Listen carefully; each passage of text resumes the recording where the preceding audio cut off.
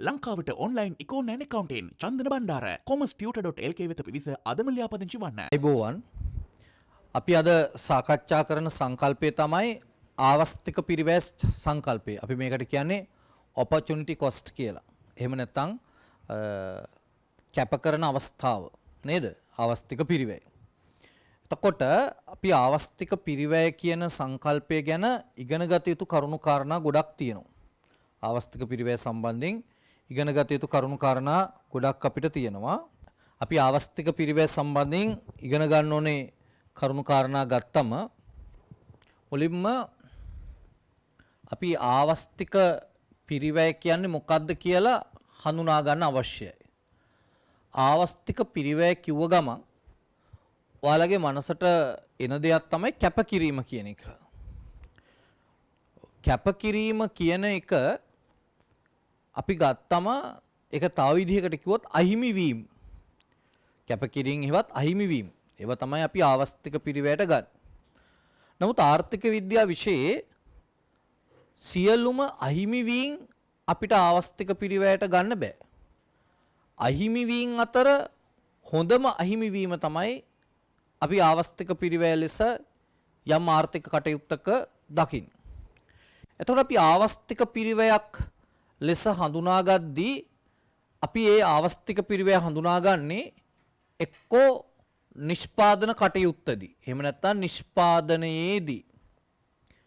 එහෙම නැත්නම් පාරිභෝජන කටයුත්තකදී. ඒ කියන්නේ එහෙම නැත්නම් පාරිභෝජනයේදී.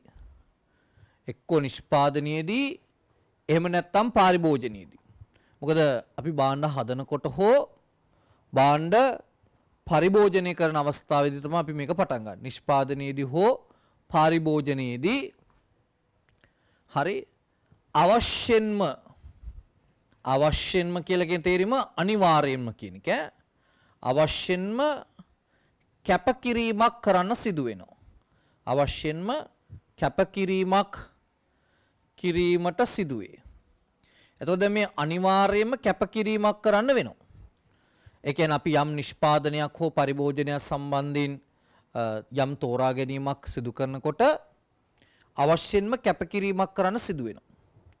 එතකොට මේ නිෂ්පාදනය හෝ පරිභෝජනය සම්බන්ධයෙන් යම් තේරීමක් කරනකොට තේරීමක් සිදු කරන විට හරි තේරීමක් නැති අවස්ථාවක නෙවෙයි තේරීමක් සිදුවන විට අවශ්‍යයෙන්ම කැපකිරීමක් කරන්න සිදු වෙනවා. හරි එතකොට මෙන්න මේ කැපකිරීමක් කරන්න සිදුවෙන අවස්ථාවක ඒ කැපකරන හොඳම අවස්ථාව කැපකරන හොඳම අවස්ථාව නැත්නම් අවස්ථාවේ වටිනාකම ආවස්තික පිරිවැය සැලකෙනවා. කැප කරන්න වෙනවා. කැප කරන ගොඩක් දේවල් තියෙනකොට ඒ කැප කරන්න තියෙන ගොඩක් දේවල් අතර හොඳම අවස්ථාව ආවස්තික පිරිවැය ලෙස හඳුනා ගන්නවා. හොඳම අවස්ථාව කැප කරන හොඳම අවස්ථාව ආවස්තික පිරිවැය ලෙස අපි හඳුනා ගන්නවා. එහෙනම් නිෂ්පාදනයකදී හෝ පරිභෝජනයකදී තේරීමක් කිරීමට සිදු වෙනකොට අපිට අවශ්‍යම කැපකිරීමක් කරන්න සිදු වෙනවා. ඒ කැප කරන හොඳම අවස්ථාව අපි ආවස්තික පිරිවැය ලෙස හඳුනා ගන්නවා. හරි? ආවස්තික පිරිවැය කියලා කියන්නේ මොකක්ද කියන එක තමයි ඔන්න දැන් අපි පැහැදිලි කරේ. දැන් ඊළඟට කියන්න ඕන කරුණක් තියෙනවා. අපි නිදසුනක් ලෙස ගත්තොත් කෙනෙක් Taman සතුව තියෙන රුපියල් 100ක මුදලින් Taman සතුව තියෙන රුපියල් 100ක මුදලින් අපි පරිභෝජන භාණ්ඩයක් ගන්නවා කියලා හිතමුකෝ. ආහාර කියන අවශ්‍යතාවය ඉටු කරන්න අවශ්‍ය පරිභෝජන භාණ්ඩ ගන්නවා කියලා හිතන්න. ආහාර කියන අවශ්‍යතාවය ඉටු කරන්න බලාපොරොත්තු වෙන ආහාර කියන අවශ්‍යතාවය ඉටු කරගන්න අවශ්‍ය වෙන පරිභෝජන භාණ්ඩ. එතකොට සමහර විට ඔබ නිෂ්පාදනය හා පරිභෝජනයේදී ආවස්තික පිරිවැයක් ගැන කතා කරන්නේ. ඒතර අපි ඒක පරිභෝජන අවස්ථාවේ එළියට ගන්නවා. අපි බලමු ඒ අවස්ථාවේදී රුපියල් 100න් මෙයා බත් පාන් රොටි ඉන්දියාප්ප මේ වගේ රුපියල් 100න් Tamanගේ ආහාර අවශ්‍යතාවය ඉටු කර ගැනීම සඳහා යනකොට එයාට තේරීම් 4ක් තියෙනවා. තේරීමක් කරන්න තියෙන බත්ද පාන්ද රොටිද ඉන්දියාප්පද. දැන් අපි හිතමු මෙයාට මේ 4න් එකක් තෝරගන්න වෙනවනේ. ඔන්න අපි බත් ආහාරයට ගන්න කියලා තීරණය කරා. හෙළ සිංහලයා තෙන්න බත් වලින් ස්වන් පෝෂිත ආර්ථිකයක් තිබ්බ අපේ රටේ. එහෙනම් බත් කියන එක තමයි අපේ ආහාර වේල සඳහා අපි තෝරගත්ත කියලා හිතන්න. හරි? එතකොට අපි අත්හරිනවා මේ බලන්න. කැප කරන්න සිදු වෙනවා ඊළඟට අපිට විවිධ අවස්ථා. මොකද්ද කැප කරන්න සිදු වෙන අවස්ථා? මේ බලන්න. මෙන්න මේවා කැප කරන්න සිදු වෙනවා. පාන් කන අවස්ථාව අහිමි වෙනවා. රොටි කන අවස්ථාව අහිමි වෙනවා. ඉන්දියාප්ප කන අවස්ථාව අහිමි වෙනවා. හරි? එතකොට දැන් රුපියල් 100ක මුදලින් අපේ ආහාර කියන අවශ්‍යතාව ඉටු කරගන්න යනකොට බත් පාන් රොටි ඉන්දියාප්ප කියන ඔය ඔක්කොම කන්න විදිහක් නැහැ. හරි? මේ 4න් එයාලට එකයි එයාට තෝරගන්න වෙන්නේ. ඒ උංගද සමහර විට සල්ලි නැති වෙන්න පුළුවන්. අපි ඉන්නේ ආවස්තික පිරිවැය කියන තැන. හරි එතන එන්න ආවස්තික පිරිවැය කියන තැන. හොඳයි අපි ආවස්තික පිරිවැය කියන්නේ මොකක්ද කියලා අපි ඉස්සල්ලාම තේරුම් ගන්න ඕනේ. අහගෙන ඉන්න මොකක්ද ආවස්තික පිරිවැය කියලා කියන්නේ? හරි ආවස්තික පිරිවැය කියලා කියන්නේ අපි නිෂ්පාදන කටයුත්තකදී හෝ නිෂ්පාදනයේදී හෝ පරිභෝජනයේදී අපි තේරීමක් කරන්න සිදුවන අවස්ථා තියෙනවා. නිෂ්පාදනයේදී හෝ පරිභෝජනයේදී තේරීමක් කරන්න සිදු වෙනවා. හරි තේරීමක් කිරීමට සිදු වෙනවා. තරුණ මතක තියාගන්න නිෂ්පාදනය හෝ පරිභෝජනයේදී අපිට තේරීමක් කරන්න සිදු වෙනවා. තේරීමක් කියලා කියන්නේ ගොඩක් අතරින් එකක් තීරණය කරන්න සිදු වෙනවා. ඒක නිෂ්පාදන කටයුත්තක වෙන්නත් පුළුවන්, පරිභෝජන කටයුත්තක වෙන්නත් පුළුවන්. හරි? එතකොට දැන් ඔයාලා ඕනනම් උදාහරණයක් මතකයට ගන්න පුළුවන්. හරි? මෙන්න මෙහෙම අපි ආහාර කියන අවශ්‍යතාවය සම්පූර්ණ කරගන්න උත්සාහ කරමු. ආහාර කියන අවශ්‍යතාවය සම්පූර්ණ කරගන්න දරන උත්සාහයේදී අපිට තේරීමක් කරන්න සිදුවන අවස්ථා තියෙනවා. මම ඒක පෙන්වන්නම් ඔයාලට මෙහෙම. ඔන්න බලන්න පාරිභෝජන අවස්ථාවක් වශයෙන් මම ආහාර ගන්නවා. පාරිභෝජන අවස්ථාවක් වශයෙන් ආහාර කියන එක ගන්නවා. ආහාර. එතකොට දැන් ආහාර කියන අවශ්‍යතාවය තමයි අපි ඉටු කරගන්න යන්නේ. ආහාර අවශ්‍යතාවය අපි ඉටු කරගන්න යනවා. එතකොට ඒ සඳහා අපි භාවිතා කරනවා කියලා හිතන්නකො රුපියල් 100ක මුදලක්. රුපියල් 100ක්.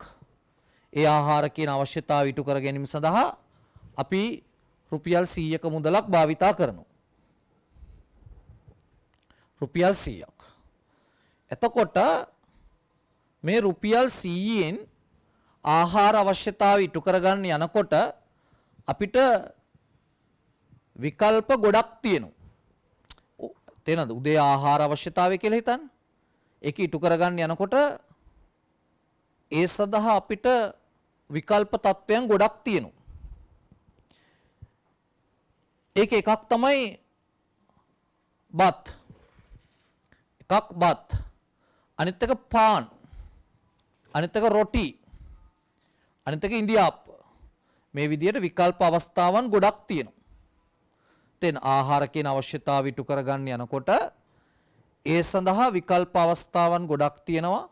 බත්, පාන්, රොටි, ඉන්දියාප්ප කියලා. දැන් මෙන්න මේක අපි කියනවා තේරීමක් කියලා. තේරීමක්. දැන් මේ ආහාර කියන අවශ්‍යතාවය ඉටු කරගන්න පුළුවන් විවිධ ක්‍රම මේවා අපි කියනවා තේරීමක් කියලා. දැන් ඒතකොට ළමෙක් අහන්න පුළුවන් තර්කයක් මේ ඔක්කොම ගන්න බැරිද? මේ ඔක්කොම ගන්න බෑ. ඇයි ඒ? අපි හිඟකම කියන සංකල්පයට අපි හැමෝම මූණ දෙන නිසා එක්ක සල්ලි මදි, තෙන එක්ක මේවා අකමැත්තක් තියෙන්න පුළුවන්. මේ වගේ නිසා මේ ඔක්කොම ගන්නෙ නෑ.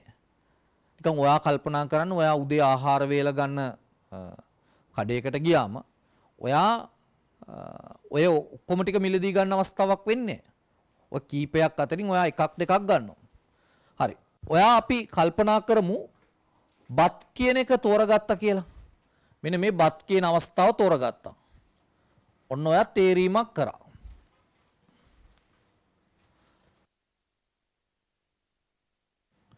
තේරීමක් සිදු කරනු ලැබි. දැන් මේ තේරීමක් කරනකොට ඔයාට බලන්න වෙනවා පාන්, රොටි, ඉන්දියාප්ප කියන මේ අවස්ථා තුනම ඔයාගෙන් අහිමි වෙනවා. තේරෙනවද? මේ බත් කියන එක තේරීමක් කරනකොට පාන්, රොටි, ඉන්දියාප්ප කියන මෙන්න මේ සියල්ල කැපකිරීමට සිදු වෙනවා. කැපකිරීමට සිදු වෙනවා. කැපකිරීමට සිදු වෙනවා කියලා කියන්නේ අහිමි වෙනවා. තේරෙනවද? අපිට ඒවා ලබා ගන්න විදිහක් නැහැ. බත් තෝරගත්තම පාන්, රොටි, ඉන්දියාප්ප කියන මේ සියල්ල අහිමි වීමක් සිදු වෙනවා. මෙහෙම අහිමි වීමක් සිදුවනකොට අහිමි වූ හොඳම අවස්ථාව, ඒ අහිමි වෙච්ච හොඳම අවස්ථාව, ඒ කියන්නේ බත් තේරුවේ නැත්තම් ඊළඟට තෝරන්න හිටිය එක තමයි හොඳම අවස්ථාව වෙන්නේ. එන්නේ අහිමි වෙච්ච හොඳම අවස්ථාව තමයි ආවස්තික පිරිවැය කියලා කියන්නේ. එතකොට කැපකරණේ වගේ හොඳම කැපකිරීම තමයි අපි ආවස්තික පිරිවැය ලෙස දකින්නේ. කැපකරණේ වගේ හොඳම කැපකිරීම. අපි කල්පනා කරමු කැපකරණේ වගේ හොඳම කැපකිරීම රොටි නම් මෙන්න මේ ඒ කියන පුද්ගලයාගේ, අපි හිතන මේ ඒ කියන පුද්ගලයා කියලා, තේරීම තුල ආවස්තික පිරිවැය රොටි මිලදී ගැනීමට තිබ්බ අවස්ථාව අහිමි වීම. ඒ මිලදී ගන්න තිබ්බ අවස්ථාව අහිමි වීම තමයි ආවස්තික පිරිවැය. ඒතර ඔබට දැන් තේරෙනවා අහිමි වෙන දේවල් අතර හොඳම අහිමි වීම තමයි ආවස්තික පිරිවැයට අයිති වෙන්නේ. ඊළඟට පොඩි දෙයක් අහගන්න. දැන් අපි ඒ පිළිබඳවනේ ওই විදිහට කතා කරේ. අපි B ගැන හිතමු. තවත් මිනිස්සෙක් B කියන පුද්ගලයා. දැන් අපි Aගේ හැසිරීම ඔහොම කතා කරාට B ගේ හැසිරීම ගැන කතා කරමු. හැබැයි මේ B ගේ හැසිරීමේදී ඒ කියන්නේ තවත් පුද්ගලයෙක්ගේ හැසිරීම. හරි. ඔය A B C කියලා රටේ ඉන්න ඕනතරම් මිනිස්සු ඉන්නවනේ. දැන් ඒ එක එක මිනිසෙකුගේ හැසිරීමනේ මේ කතා කරන්නේ. ඒතකොට A ගේ හැසිරීම තමයි බත් ගත්තම ගොඩක් දේවල් අහිමි වෙනවා. එයාගේ හොඳම අහිමි වීම රොටි. එතකොට A ගේ බත් මිලදී ගැනීමේ ආවස්තික පිරිවැය රොටි වෙන්න පුළුවන්. හරි. හැබැයි B ගේ ගත්තම B කියන කෙනා දැන් බත් ගන්නවා. හැබැයි එයා බත් ගත්තේ නැත්තම් ඊළඟට ගන්න හිටියේ රොටි නෙවෙයි. සමහර විට අපි හිතමු එයා ගන්න හිටියේ ඉන්දියාප්ප නැත්තම් පාන් කියලා. අපි පාන් කියලා හිතමු. එයා ගන්න හිටියේ ඊළඟට පාන්. එතකොට B ගේ ආවස්තික පිරිවැය වෙන්නේ පාන්. A ගේ ආවස්තික පිරිවැය වෙන්නේ රොටි. හැබැයි මේ දෙන්නම එකම තේරීමක් කරේ. මොකද්ද? බත්. බත් කියන එක තේරීමක් කරනකොට A ගේ අහිමි වීම රොටි වුණාට B ගේ අහිමි වීම උනේ පාන්. එතකොට C ගත්තම ඔයිටත් වඩා වෙනස් එකක් වෙන්න පුළුවන්. එතකොට මේ ආවස්තික පිරිවැය එහෙම නැත්නම් මේ අහිමි වන හොඳම අවස්ථාව කියන එක පුද්ගලයාගෙන් පුද්ගලයාට වෙනස්. අන්න ඒ නිසා අපි මේකට කියනවා ආත්මගත සංකල්පයක් කියලා. ඒ කියන්නේ පුද්ගලයාගෙන් පුද්ගලයාට වෙනස්. තේරෙනවද? පුද්ගලයා හා බැඳී තියෙන තත්වයක්. මගේ ආවස්තික පිරිවැය ඔබේ ආවස්තික පිරිවැය එකිනෙකට වෙනස් වෙන්න පුළුවන්. අපි සරල නිදසුනක් ගමු. දැන් මෙතන උසස් පෙළ විභාගයට සූදානම් වෙන දරුවෝ වශයෙන් අද පන්ති කාමරයේ ඉගෙන ගැනීම තුලින් Tamanට තව දේවල් කැප කරන්න සිදු වුණා. හැබැයි අපි ළමයිගෙන් ඇහුවොත් කීප දෙනෙකුගෙන් Tamanට සිදුවෙච්ච හොඳම කැපකිරීම මොකක්ද කියලා එක්කෙනාගෙන් එක්කෙනාට වෙනස්. අන්න ඒ නිසා තමයි අපි කියන්නේ ආවස්තික පිරිවැය සංකල්පය ආත්මගත සංකල්පයක්. ඒ කියන්නේ පුද්ගලයාගෙන් පුද්ගලයාට වෙනස් ස්වරූපයක් දකින්න. හරි. ඊළඟට තමයි මේ ආවස්තික පිරිවැය මනින විදිය. ආවස්තික පිරිවැය අපි හඳුනා ගන්න විදිහ ආවස්තික පිරිවේ අපි හඳුනාගන්නේ මූර්ත සංකල්පයක් ලෙස. මොන සංකල්පයක්ද? මූර්ත සංකල්පයක්. මේ මූර්ත සංකල්පයක් කියන එකේ අදහස තමයි ආවස්තික පිරිවේ හඳුනාගද්දී මුදල් වගේම මුදලින් වනින්න බැරි ඇතැම් දේවල්ද මේ සඳහා අපි සැලකිල්ලට ගන්නවා. ඒ කියන්නේ ඒ ගැන අපි ඉස්සරහට පැහැදිලි කරන්නම්. දැනට ඔබ තේරුම් ගන්න ඕනේ ආවස්තික පිරිවැය කියන්නේ මූර්ත සංකල්පයක්. ඒ කියන්නේ ආවස්තික පිරිවැය මුදලින් මනින වගේම මුදල්මය නොවන දේවලුත් මේ ආවස්තික පිරිවැය තුල තියෙනවා. කාලය, මහන්සිය, කැපකී තව ඕනනම් මානසික වශයෙන් කරන මහන්සිය, කායික මහන්සිය, කාලයේ කැපකිරීම මේ දේවලුත් ආවස්තික පිරිවැයට අපි එකතු කරගන්න. ඒ නිසා මේ ආවස්තික පිරිවැය සංකල්පය මුදල්මය වශයෙන් මයින සංකල්පයක් වශයෙන් අපි හඳුනගන්නේ. ඒකට මූර්ත සංකල්පයක් කියනවා. ඒතර මූර්ත සංකල්පයක් කිව්වම ඒක ඇතුලේ මේ මුදල්මය කැලලක් තියෙනවා. තේනම් මුදල්මය කැලලක් තියෙනවා. මේ මූර්ත කියන එකේ අදහස තමයි අර මුදල් කියන කොටසට පමණක් සීමා කරන්නේ නැතුව මුදල් නොවන කොටසුත් මේ සඳහා අන්තර්ගත කරලා තියෙනවා. අන්න ඒකයි හේතුව. එහෙනම් මතක තියාගන්න අපි ආවස්තික පිරිවැය හඳුනගන්නේ මූල්‍ය සංකල්පයක් වශයෙන් නෙවෙයි මූර්ත සංකල්පයක් වශයෙන්. ඊළඟ එක අපිට තේරුම් ගන්න අවශ්‍ය වෙන කරුණක් තමයි ආවස්තික පිරිවැය ධන වෙන්න පුළුවන්. එහෙම නැත්නම් ආවස්තික පිරිවැය ශුන්‍ය වෙන්න පුළුවන්. ආවස්තික පිරිවැය ධන කියලා කියන්නේ ආවස්තික පිරිවැයක් තියෙනවා කියන එක. ආවස්තික පිරිවැය ශුන්‍යයි කියන්නේ ආවස්තික පිරිවැයක් නැහැ කියන එක. එහෙනම් ධන වෙන්නත් පුළුවන්, ශුන්‍ය වෙන්නත් පුළුවන්. එහෙනම් අපි නැවත බලමු. ආවස්තික පිරිවැය කියන්නේ අපි තේරීමක් කරනකොට ඒ තේරීම තුල අහිමි වන හොඳම අහිමිවීම. නැත්තම් කැප කරන හොඳම විකල්පයේ වටිනාකම. එතකොට ආවස්තික පිරිවැය මොන සංකල්පයක්ද? ආත්මගත සංකල්පයක්. ඇයි එහෙම කියන්නේ? පුද්ගලයාගෙන් පුද්ගලයාට යම් තෝරා ගැනීමක් වෙනුවෙන් ආවස්තික පිරිවැය වෙනස් වෙන්න පුළුවන්. ඒ වගේම ආවස්තික පිරිවැය මොන සංකල්පයක්ද? මූර්ත සංකල්පයක්. ඇයි මේ මූර්ත සංකල්පයක් කියන්නේ? මුදල්මය තත්වයට පමණක් සීමා වෙන්නේ නැතුව අපි මුදල්මය තත්වයට අමතරව මුදලින් මනින්න බැරි කාලය, වෙහෙස වගේ දේවලුත් මේ ආවස්තික පිරිවැය කොටසට අපි ඇතුළත් කරනවා. අපි ඒකෙදි උදාහරණයක් ගැන පැහැදිලි කරද්දී ඔයාලට තේරෙයි. ඒ වගේම ආවස්තික පිරිවැය ධන වෙන්නත් පුළුවන්, ආවස්තික පිරිවැය ශුන්‍ය වෙන්නත් පුළුවන්. අපි ආවස්තික පිරිවැය සම්බන්ධයෙන් මෙතන තමයි හිටියේ. ඔන්න නිර්වචනය නිෂ්පාදනයේදී හෝ පාරිභෝජනයේදී තේරීමක් සිදු කරන විට අහිමි වන හොඳම විකල්පයේ වටිනාකම. හොඳම විකල්පයේ වටිනාකම. අන්න ඒකට තමයි අපි කියන්නේ ආවස්තික පිරිවැය. ඒතකොට ආවස්තික පිරිවැය කියන්නේ මොකක්ද?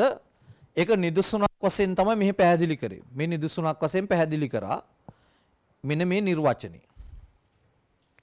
ඒ වගේම ආවස්තික පිරිවැය ආත්මගත සංකල්පයක් කියලා කිව්වා. ආත්මගත සංකල්පයක්. හරි. ඒ වගේම තමයි ආවස්තික පිරිවැය මූර්ත සංකල්පයක්. ආවස්තික පිරිවැය මූර්ත සංකල්පයක්. දැන් මේ බලන්න.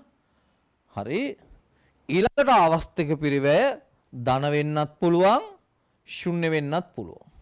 ධන වෙන්නත් පුළුවන්, ආවස්තික පිරිවැය ශුන්‍ය වෙන්නත් පුළුවන්. ආවස්තික පිරිවැය ධන කියලා කියන්නේ ආවස්තික පිරිවැයක් තියෙනවා කියන එක. ආවස්තික පිරිවැය ශුන්‍යයි කියන්නේ ආවස්තික පිරිවැයක් නැහැ කියන එක.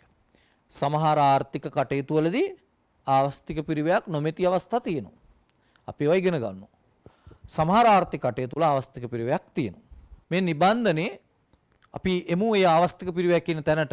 හරි. මේ එන්න. මෙන්න මේම ආවස්තික පිරිවැය ඔබට හඳුනා ගන්න තියෙන්නේ. හරි. දැන් හයිලයිට් කරගන්න. නිෂ්පාදනය හෝ පාරිභෝජනයේදී තේරීමක් සිදු කරන. දැන් ඇත්තටම පන්ති වෙලාවේ හයිලයිට් කරගන්න වෙලාවක් නැත්තම් පොඩි පැන්සලින් ඉරක් ඇඳගෙන පන්ති වරුණාම හයිලයිට් කරන. තේරීමක් සිදු කරන විට කැපකිරීමට සිදුවන හොඳම විකල්පයේ වටිනාකම. තේරීමක් කරනකොට කැපකිරීමට සිදුවන හොඳම විකල්පයේ වටිනාකම. ඊළඟ ආවස්තික පිරිවැය පුද්ගල බද්ධ වේ. මේ පුද්ගල බද්ධ වේ කියන්නේ ආත්මගත සංකල්පයක්. ආත්මගත පුද්ගලයන් හා බැඳුණු සංකල්පයක් කියන එක. ආත්මගත. තේන්න. ආත්මෙන් ආත්මයට එනවා කියන එක හිම නෙවෙයි ඈ. පුද්ගලයා හා බැඳුණා කියන එකයි. ඊළඟට ආවස්තික පිරිවැය මැනී හැක්කේ මූල්‍ය ඒකක යොදා ගන්න බෑ. මූර්ත ආවස්තික පිරිවැයක් ලෙස සලකනවා. එතකොට ද්‍රව්‍යමය ඒකක වලින් තමයි මනින්නේ. ඒ නිසා තමයි අපි ඒක මූර්ත සංකල්පයක් ලෙස දකින්නේ. හරි මේ කතාවන් මෙන්න මේක අපි ඉස්සරහට ඉගෙන ගන්න හොඳට. හරි. තා මේක පොඩ්ඩක් ඉස්සරහට යද්දි හම්බ වෙනවා. ඊළඟට ආවස්තික පිරිවැය ධන වෙන්න පුළුවන්. ඊළඟට කියනවා ආවස්තික පිරිවැය මොන පිරිවැයද? ආර්ථික පිරිවැය, මූර්ත පිරිවැය, නිෂ්පාදන ආදේශන අනුපාතය, හරි, පරිවර්තන අනුපාතය, හරි, යන නම් වලින් හඳුන්වන්නේත් ආවස්තික පිරිවැයමයි. හරි. ආවස්තික පිරිවැය හඳුන්වන වෙනත් නම් තියෙන. නමුත් මේ නම් භාවිතා වෙනවා අඩුයි. හරි. ඊළඟට ඔබට තියෙනවා ප්‍රශ්නයක්. ඉතාමත්ම හොඳ ප්‍රශ්නයක්. මොකක්ද තියෙන්නේ? හෙක්ටරයක භූමි භාගයක. එහෙම නැත්නම් කිව්වොත් එimhe හෙක්ටයාරයක කුඹුරු ඉඩම හිමියෙකුට වී මිරිස් ලූණු. දැන් බලන්න ඕන නිෂ්පාදන ආවස්තික පිරිවැයක් දෙන්නේ. වගා කටයුතු කරනවා කියන්නේ නිෂ්පාදනයක්. එතකොට ගොවියට වී වගා කරන්න පුළුවන්, ලූණු වගා කරන්න පුළුවන්, මිරිස් වගා කරන්න පුළුවන්. හරි. එතකොට එක එක කන්නෙන් ලැබෙන ආදායම දීලා තිනවා රුපියල් 30000යි. වී වගා කළොත් එහෙම 45000යි. හරි. මිරිස් වගා කළොත් එහෙම රුපියල් 35000ක් උපය ගන්න පුළුවන්. ඒ කියන්නේ හෙක්ටයාරක භූමි භාගයේ මේ කුඹුරු හිමි පුද්ගලයා වී වගා කළොත් රුපියල් 45000ක් හොයනවා. මිරිස් වගා කරොත් රුපියල් 35000ක් හොයනවා. ලූණු වගා කරොත් රුපියල් 30000ක් හොයනවා. හරි. මෙයා තීරණය කරා මේ ගොවියා වී වගා කරන්න. එතකොට දැන් ගොවියට වී පුළුවන් වගා කරන්න, ලූණු පුළුවන්, මිරිස් පුළුවන්. මෙයා වී වගා කරන්න තීරණය කරා. මොකද හේතුව වැඩිම ආදායම මේකෙන්නේ. එතකොට ලූණු අහිමි වෙනවා, මිරිස් අහිමි වෙනවා. එතකොට ලූණු සහ මිරිස් කියන දේ අහිමි වෙනවා. හරි. වී වගාව තීරණය කරාට පස්සේ දැන් ඔබෙන් අහන්නේ ආවස්තික පිරිවැය මොකද්ද කියලා. දැන් ආවස්තික පිරිවැය වෙන්නේ කැප කරන හොඳම එක. කැප කරන හොඳම අවස්ථාව. දැන් මෙතන කැප කරන හොඳම අවස්ථාව මොකක්ද? කැප කරන හොඳම අවස්ථාව මොකක්ද? ඒ කියන්නේ අහිමි වෙන හොඳම අවස්ථාව. ඊළඟට අහිමි වෙන හොඳම අවස්ථාව මොකද්ද? මිරිස් වගාව. මිරිස් වගාවනේ. තේන අහිමි වෙන හොඳම අවස්ථාව. අහිමි වෙන උපරිම ප්‍රමාණය ලූණු සහ මිරිස් කියන අවස්ථා දෙකම තියෙනවා. මේකේ හොඳම එක තමයි ආවස්තික පිරිවැය වෙන්නේ. ආවස්තික පිරිවැය මොකද්ද? මිරිස් වගාව. ඒ කියන්නේ උත්තරේ දෙක. ඔව් ආවස්තික පිරිවැය මූර්ත සංකල්පයක් කියන එක තමයි අපි කතා කරේ. තව පොඩි වෙලාවක් ඉවසගෙන ඉන්න ඒක හොඳට තේරුම් ගන්න පුළුවන්. 22 193 හොඳට අහගෙන ඉන්නකො පොඩි වෙලාවක් හරි.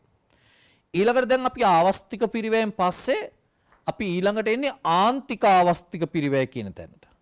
මේ බලන්න. ආන්තික ආවස්තික පිරිවැය කියන එකේ අදහස ඔන්න ලියා ගන්න. නිමෝම් එකකට අදාළ ආවස්තික පිරිවැය. ඔන්න නැවත ලියා ගන්න. නිමෝම එකක් වැඩි කරන විට ආවස්තික පිරිවැය. අන්න හොඳට අහගෙන ඉන්න. නිමෝම එකක් වැඩි කරන විට ආවස්තික පිරිවැයට තමයි අපි කියන්නේ ආන්තික ආවස්තික පිරිවැය කියලා. පුතේ ආන්තික ආවස්තික පිරිවැය කියන්නේ ආන්තික ආවස්තික පිරිවැය කියලා කියන්නේ නිමෝම එකක් වැඩි කරන විට බිහිවන ආවස්තික පිරිවැයට.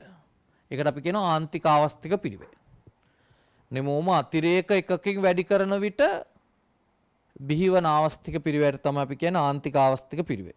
ලංකාවට ඔන්ලයින් ඉකෝනෑන් එකකවන්ටෙන් චන්දන බණ්ඩාර කොමස්ටියුට.lk වෙත පිවිස අදම ලියාපදිංචි වන්න. ආන්තික ආවස්තික පිරිවැය කිව්වම මොකද්ද මේකෙන් කියන්නේ? නිමෝම එකකින් වැඩි කරනකොට ආවස්තික පිරිවැය. දැන් ඔයාලට පේනවා සහල් තියෙනවා, රෙදි තියෙනවා. සහල් වල නිමෝම මිලියන 100, මිලියන 200, මිලියන 300 කියවම වැඩි වීගෙන යනවා. ඒ වැඩි වෙනකොට රෙදි වල නිමෝම අඩු වීගෙන යනවා. අන්න කැපකිරීමක්. අන්න ආවස්තික පිරිවැයක්. දැන් අපි බලමු ආන්තික ආවස්තික පිරිවැය තෙන්න. V වල ආන්තික ආවස්තික පිරිවැය අපි බලමු. හරි? මේකේ කියනවා සහල් බුසල් 100ක් හා රෙදි මීටර මිලියන 500ක් නිපදවමින් සිටී කියලා. මේ අවස්ථාවේ ඉඳලා මේක අවස්ථාවේ ඉඳලා එයාලා V බුසල් 200ක් දක්වා වැඩි කරනවලු. ඒ වැඩි කරනකොට ආන්තික ආවස්තික පිරිවැය. ඒ කියන්නේ එක V බුසලක ඒ කියන්නේ මිලියන 100කින් වැඩි කරන්නේ. ඒතොර එක මිලියනයක ආවස්තික පිරිවැය. 100කින් වැඩි කරනකොටනේ මෙතන 200ක් කැප වෙන්නේ. මෙයා 100ක් වැඩි කරනකොට මෙයා 200ක් අඩු වෙනවා. නමුත් අපි ආන්තික ආවස්තික පිරිවැය කියලා කියන්නේ එක නිමෝමක. එහෙම නැත්නම් අපි නිමෝමක් ගත්තොත් එක ඒකකයක. හරි? එක ඒකකයක නිමෝම් එකක. එහෙම නැත්නම් එක ඒකකයක. එහෙම කියන්න පුළුවන් ඈ. එක ඒකකයක ආවස්තික පිරිවැය. දැන් අපි ඒක හොයන්න ඕන. හරි? කොහොමද අපි ඒක හොයන්නේ? දැන් හොයන්නේ මෙහෙමයි. ඒක හොයද්දී ඩෙල්ටා රෙදි කියන එක උඩට දාලා ඩෙල්ටා සහල් යටට දානවා. ඒ කියන්නේ මොකක්ද? මේ ඩෙල්ටා කියන එකේ තේරුම තමයි වෙනස කියන එක. ඩෙල්ටා කියන එකේ තේරුම වෙනස. ඒතර මේ කියන්නේ 500යි 300යි කිව්වම ඒකේ අදහස තමයි රෙදි නිමෝමේ වෙනස. රෙදි නිමෝමේ වෙනස 200යි. මෙතන සහල් ගත්තම 100 ඉඳලා 200ක් දක්වා වැඩි වෙලානේ. ඒතර එතන වෙනස 100යි. මේ වෙනස තමයි මේ ඩෙල්ටා කියන්නේ. හරි? 100 ඉඳලා 200ක් දක්වා වැඩි වෙනකොට 500 ඉඳලා 300ක් දක්වා අඩු වෙලා. ඒ කියන්නේ 200ක් අඩු වෙලා 100ක් වැඩි වෙනකොට. හරි? එතකොට ඍණ 200යි ධන 100යි නම් උත්තරය ඍණ 2යි. ඒ කියන්නේ එක විබුසල් මිලියනයකින් විබුසල් මිලියන එකකින් වැඩි කරනකොට විබුසල් මිලියන එකකින් වැඩි කරනකොට රෙදි නිමෝම මීටර් මිලියන 2ක් අඩු වෙනවා. මේ ඒක ඍණ 2 කියලා තියෙන එකයි. එතකොට 100ට 200ක් අඩු වෙනවා එකකට කීයද? තේරෙනවද මේ 100ක් වැඩි කරද්දි 200ක් අඩු වෙනවා එකකට කීයද? එකකට හොයන්නේ කොහොමද? 100කට 200ක් නේ. ඒ කියන්නේ විබුසල් 100ක් වැඩි කරද්දී රෙදි මීටර මිලියන 200ක් කැප වෙනවා. එතකොට රෙදි වල වෙනස 200යි සහල් වල වෙනස 100යි 200 100ෙන් බෙදපු ගාන ඍණ 2. ඔය වගේම අපි තව එකක් හදමු. හරි මේක හදලා අපි තව එකක් හදමු. උත්තරයක් බලමු. right. අපි දැන් මේ වගේම ප්‍රශ්න දෙකක් දැන් කරන්න හදන්න. හරි. අපි තව මේ වගේ ප්‍රශ්න දෙකක් කරමු බලන්න ඔයාලා තනියම කරන්න ඕන එක. හරි. දැන් ඔන්න මම පෙන්නනවා තේ තියෙනවා තේ කිලෝ පරිගණක එකක. හරි.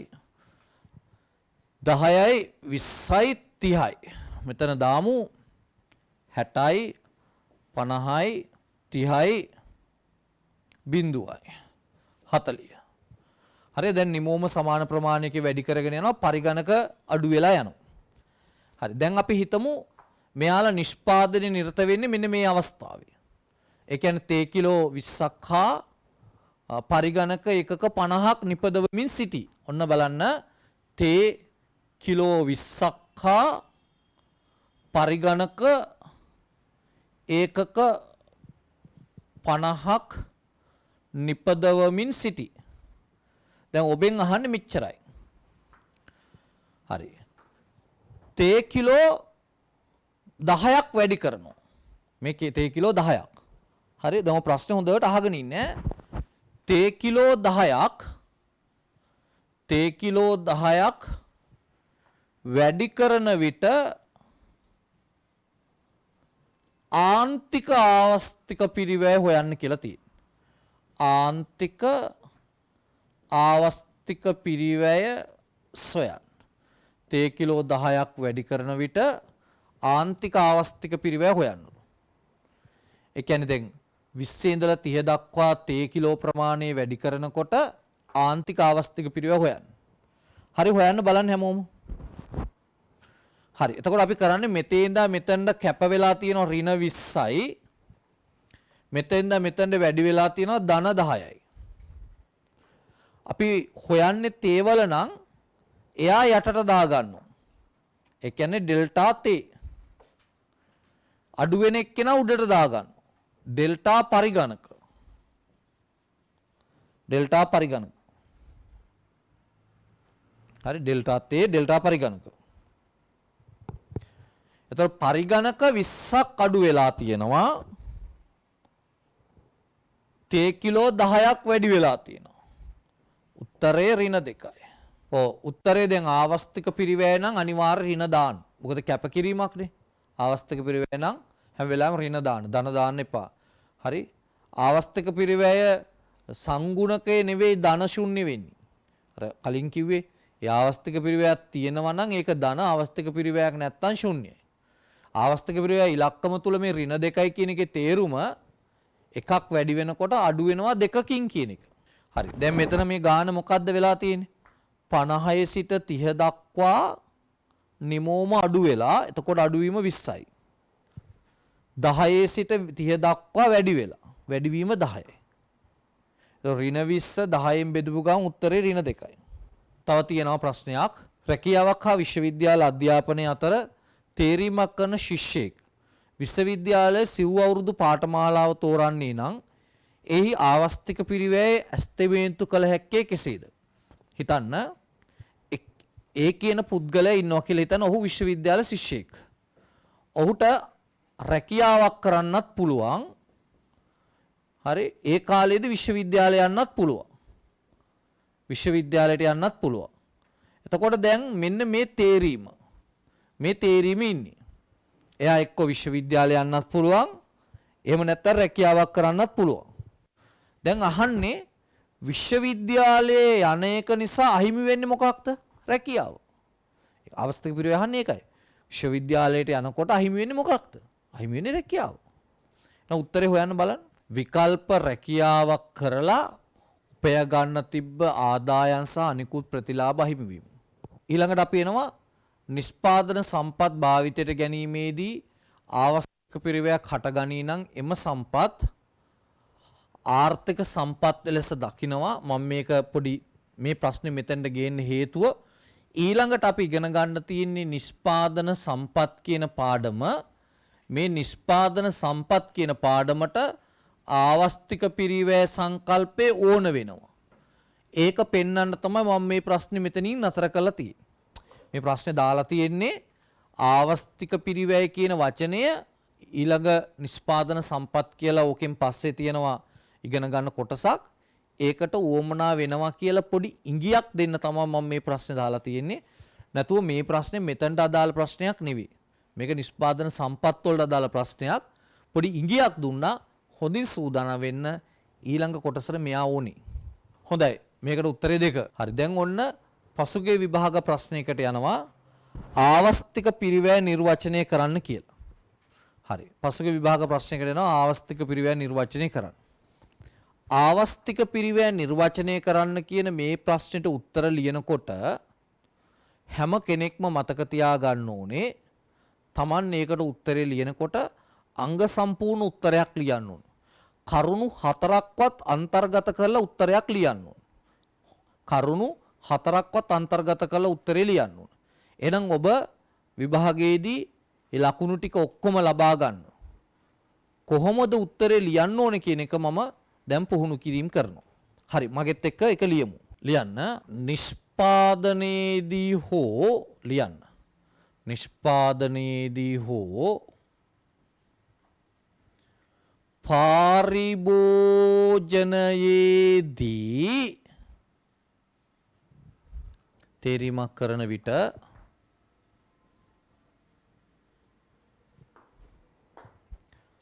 අහිමි වන හොඳම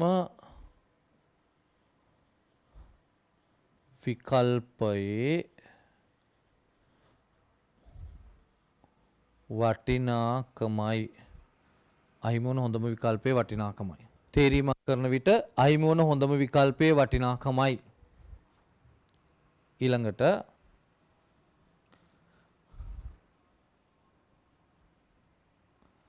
ආවස්තික පිරිවැය පුද්ගල බද්ධ වේ. මෙහෙම ලියන්න ඕනේ. ඇයි පුද්ගල බද්ධ වෙන්නේ? එනම් පුද්ගලයාගෙන් පුද්ගලයාට අහිමි වන හොඳම විකල්පය වෙනස්. හරි? මන්ද පුද්ගලයාගෙන් පුද්ගලයාට එහෙම ලියන්න. පුද්ගලයාගෙන් පුද්ගලයාට අහිමි වන හොඳම විකල්පය වෙනස්. අහිමි වන හොඳම විකල්පය අහිමි වන හොඳම විකල්පය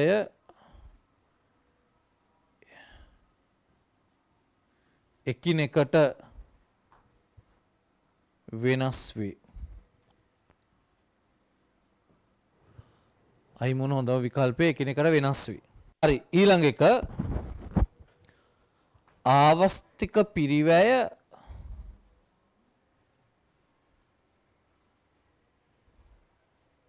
මූර්ත සංකල්පයකි. මූර්ත සංකල්පයක් වෙනවා. සංකල්පයකි. අවස්තික පිරිවැය මූර්ත සංකල්පයකි. ඔන්න දැන් කරුණු 3ක් ලිව ලකුණු 3යි. 4 වෙනි කරුණ. හරි මේවා ටික අනිවාර්යයෙන් ලියන්න ඕනේ. අවස්තික පිරිවැය මූර්ත සංකල්පයකි. හරි කරුණු 3ක් ලියලා තියෙනවා. 4 වෙනි කරුණ. මන්ද එය මුදල් නැත්නම් ඒක අපි පැහැදිලි කරන්න නම් අවශ්‍ය නැහැ.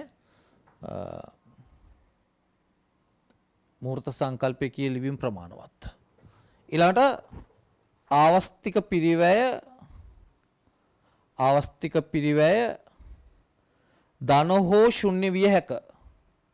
ආවස්තික පිරිවැය ධන හෝ ශුන්‍ය විය හැක. හරි ඔන්න ඔය විදිහට උත්තර ලියන්න ඕනේ. ලකුණු 4 ගන්න කරුණු 4ක්වත් ලියන්න ඕනේ. රයිට් ආවස්තික පිරිවැය සම්බන්ධයෙන් කරුණු 4ක්වත් ලියන්න ඕනේ. මෙන්න මේ විදිහට ආවස්තික පිරිවැය නිර්වචනය කරන්න කිව්වම. හරි ඊළඟ එක ආවස්තික පිරිවැය සංකල්පය පැහැදිලි කොට හිඟ සම්පත් විකල්ප අතර භාවිත අතර තේරීමේ ප්‍රශ්නයට සම්බන්ධ වන්නේ කෙසේදැයි විස්තර කරන්න කියලා අහනවා. ඒ කියන්නේ ආවස්තික පිරිවැය සංකල්පය පැහැදිලි කරන්න තියෙනවා ඉස්සල්ලාම. එන ඔය එක කෑල්ලක්.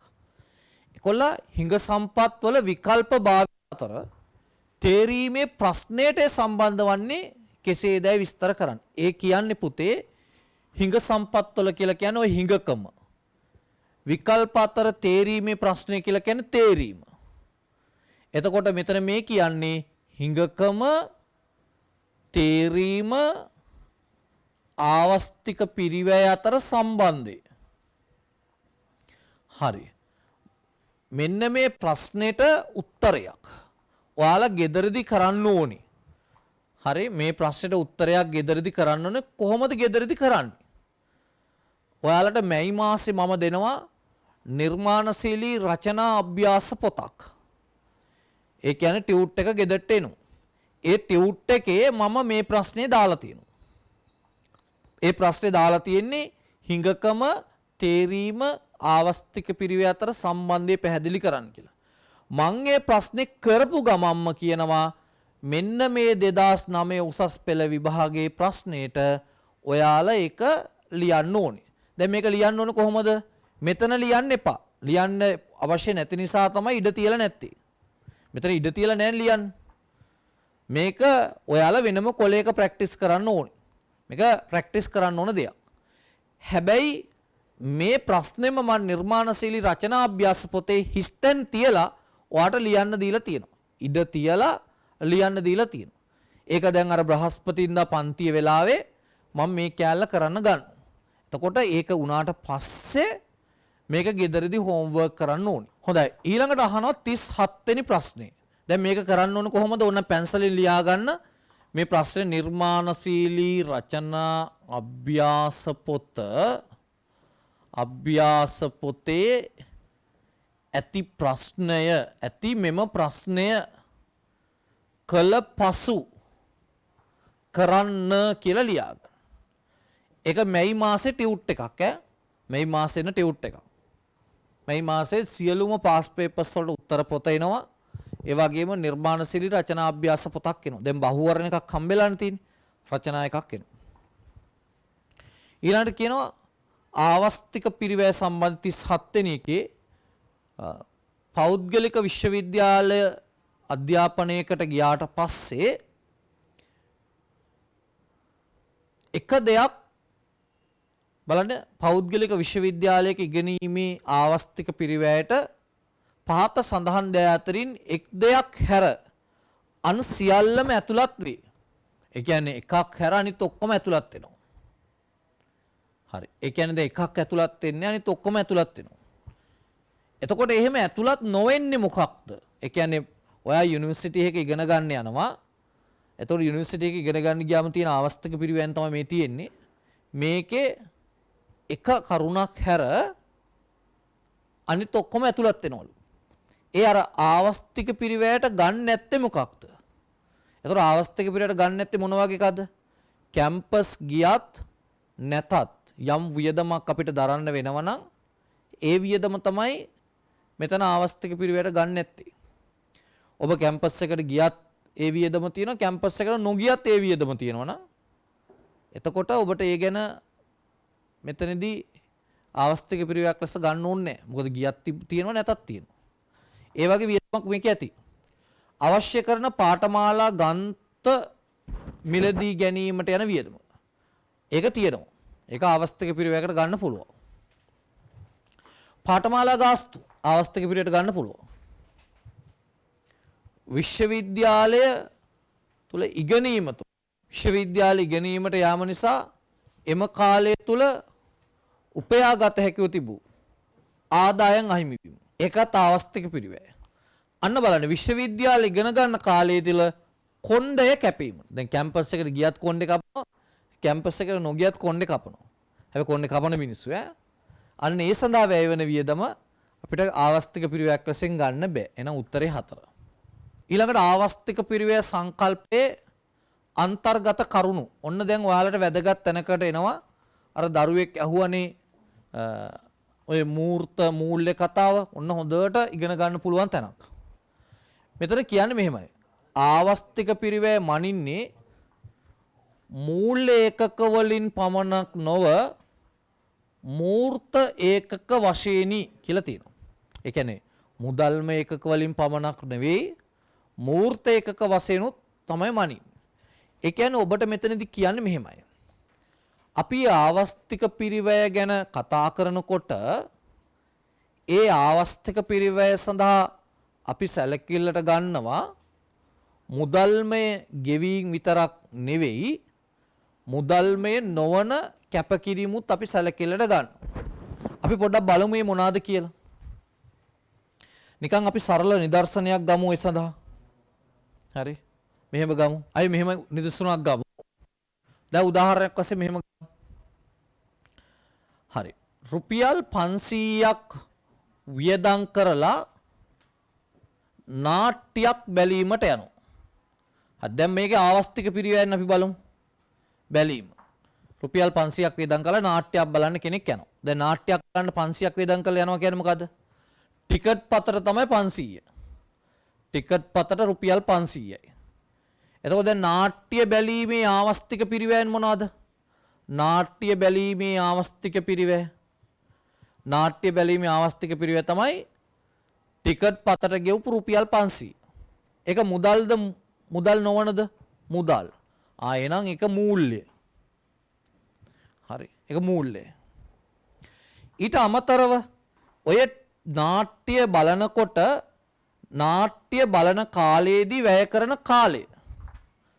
බලන කාලයේදී වැය කරන කාලය.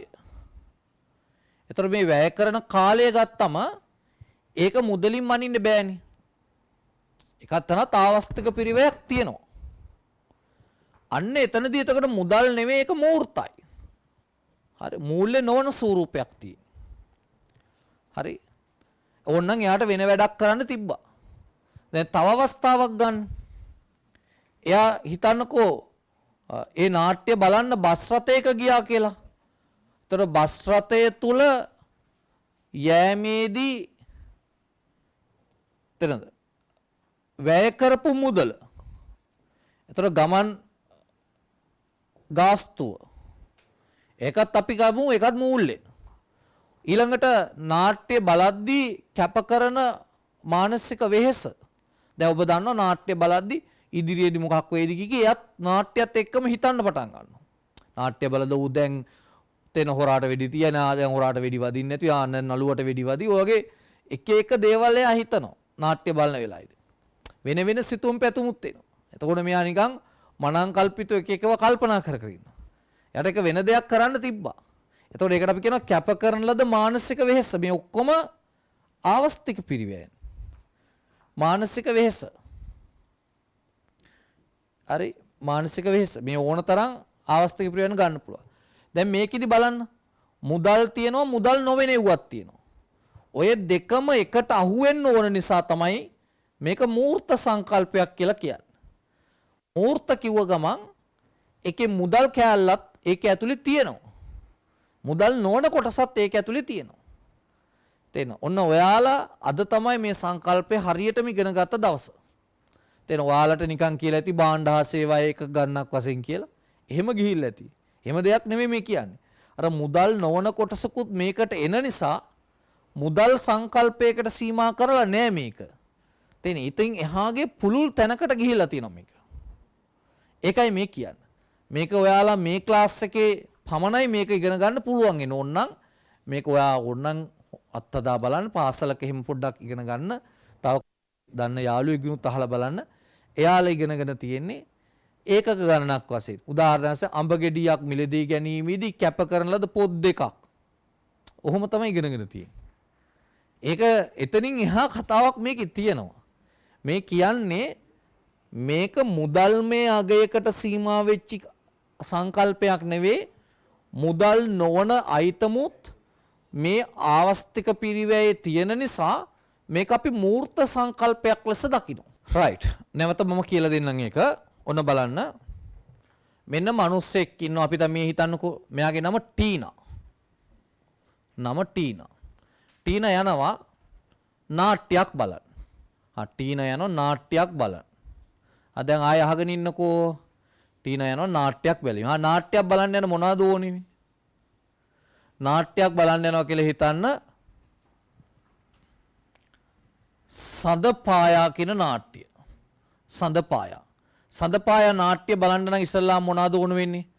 ටිකට් එකක් ඕනේ. ටිකට් එක 500යි කියලා හිතන්න. රුපියල් 500යි. හරි. ඔන්න ආපහු කියලා දෙනවා ටිකට් එකක් ගන්න ටිකට් පත. ටිකට් පත මිලදී ගැනීම. ටිකට් පත මිලදී ගැනීම මූල්‍ය වියදමක්ද නැද්ද? මූල්‍යයි. හරි දැන් නාට්‍ය බැලීම සඳහා යා යන්නේ බස් රථයේ.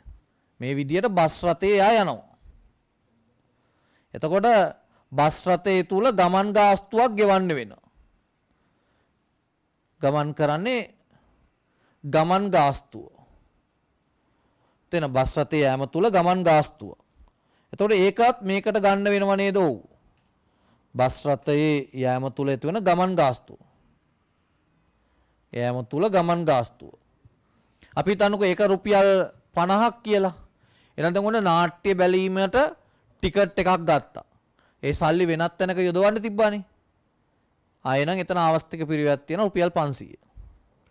ගමන් ගාස්තු රුපියල් 50ක් ගිහිල්ලා තියෙනවා. ඒ රුපියල් 50ත් වෙනත් තැනක යොදවන්න තිබ්බානේ. එතනත් ආවස්තික පිරිවැයක් තියෙනවා. හරි. එතකොට ඊට අමතරව වැය කරන ලද කාලය. දැන් වැය කරන ලද කාලය රුපියල් කීයද? අන්න ඒක මනින්න බෑ. ඒකට අපි රුපියල් ආරෝපණයක් කරන්න වෙන්නේ. මුදල් අගේ ආරෝපණයක් කරන්න වෙන එක මනින්න බෑ. ඒක එතකොට මේ වැය කරන ලද කාලය කියන එක මනින්න බෑ. රුපියල් වලින් මනින්න බෑ. එතකොට කැප කරන ලද මානසික වෙහෙස කැප කරන ලද මානසික වෙහෙස මේක මනින්නත් බෑ. මේක මනින්නත් බෑ. මෙහෙම මනින්න බැරි නිසා දැන් මේ දෙක මුදල් වුණාට මේක මුදල් මේක මුදල්. හැබැයි මේකේ මුදල් වලින් වියදම දරලා නැහැ. නමුත් මේ ඔක්කොම ආවස්තික පිරිවැයට අයිති. එතකොට අපි ආවස්තික පිරිවැය මේ ඔක්කොම අයිති වෙන්න ඕන නිසා අපි හඳුනා ගන්නවා ඒක මූර්ත සංකල්පයක් කියලා. එතකොට මූර්ත සංකල්පයක් කිව්වම ඒක ඇතුලේ මුදල් කොටසක් තියෙනවා. මුදල් නොවන කොටසකුත් තියෙනවා. තෙන්න මුදල් වගේම මුදල් නොවන මුදලින් මනින්න බැරි මුදල් නොවන කොටසකුත් තියෙනවා. මුදලින් මනින්න බෑ අපිට ඕන ආරෝපණය කරන්න පුළුවන්. ඒ කියන්නේ අපිට ඕන හිතා ගන්න පුළුවන්. හරි. ඉතින් ඒ නිසා තමයි මේක මූර්ත සංකල්පයක් කියලා කියන්නේ. හරි මූර්ත සංකල්පයක් කියන්නේ මුදල් මේ වගේම මුදල් මේ නොවන කොටසකුත් මෙහි අන්තර්ගත වෙන නිසා තමයි අපි ඒක මූර්ත සංකල්පයක් කියලා කියන්නේ. මෙන්න මේ හිස්තැනේ ලියා ගන්න ඕනේ මෙන්න මේක. මේ හිස්තැනේ මෙන්න මේක ලියා ගන්න. මං කියව නැවත ඔය හිස්තැන ඇතුලේ මේක ලියා ගන්න. ටීනා නාට්‍යයක් බැලීමට යනවා. ඒ නාට්‍ය සඳපායා කියන නාට්‍ය ඒ නාට්‍යයට ගියපු ආවස්තික පිරිවැයෙන් තමයි මේ දීලා තියෙන්නේ. හරි. එතකොට ඒක මූර්ත සංකල්පයක්. හරි දැන් මේක ඕනනම් අපි වගන්තියක් වශයෙන් ලියන්නත් පුළුවන්. මේ විදිහට චිත්‍රයක් වශයෙන් අඳ ගන්නත් පුළුවන්. මම හිතනවා වගන්තියක් වශයෙන් ලියාගමුකෝ චිත්‍රයක් වශයෙන් අඳින කට්ටිය අඳ ගන්න. ඒ අතර වගන්තියක් වශයෙන් ලියන්න ඕන කට්ටිය ලියා ගන්න. කිසියම් පුද්ගලයෙක් නිදසුන් කියලා දාන්න.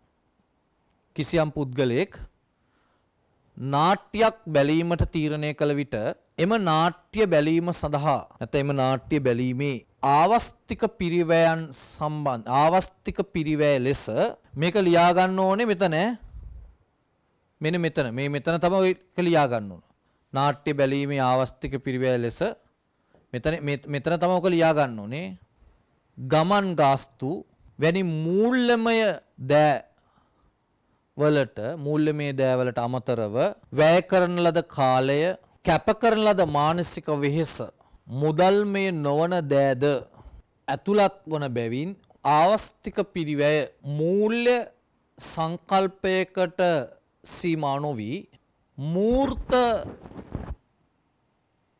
සංකල්පයක් ලෙස හඳුනා ගනු ලැබේ. මූල්‍ය සංකල්පයකට සීමා වෙන්නේ නැතුව මූර්ත සංකල්පයක් ලෙස හඳුනා ගනු ලැබේ. හරි දැන් එහෙනම් ඔය එකත් අපි පැහැදිලි කරගත්තා. ඒ කියන්නේ ආවස්තික පිරිවැය කිව්වම ඒකට ටිකට් පත ගඩ ගිය වියදම ගමන් ගාස්තු වගේ දෙකම මූල්‍ය කොටස ඇතුළත් වෙනා වගේම මුදල් මේ නොවන වැය කරන ලද කාලය කැප කරන ලද මානසික වෙහෙස වගේ මූර්තමය ඒ කියන්නේ මුදල් මේ නොවන දේවලුත් ඇතුළත් වෙනවා. ওই දෙකම එකතු කරලා අපි මූර්ත සංකල්පයක් ලෙස පැහැදිලි කරනවා. එතකොට ඒක තමයි මෙතන මේ පැහැදිලි කරේ. ලංකාවට ඔන්ලයින් ඉකෝනෑන් එකකවන්ටෙන් චන්දන බණ්ඩාර කොමස් ටියුටර්.lk වෙත පිවිස අදම ලියාපදිංචි වන්න.